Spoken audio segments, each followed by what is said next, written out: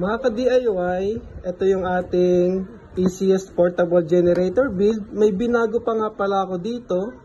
Ayan. Nirekta ko na yung wire ng ating 12 volts panel sa ating battery.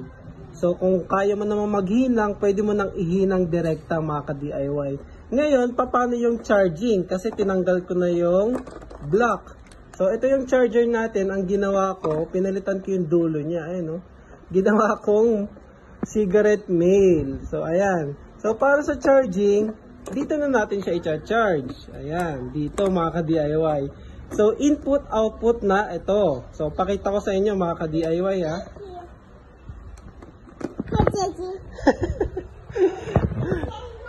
You say hi. So, ayan. Isasaksak natin siya ka-DIY. So, charging na siya.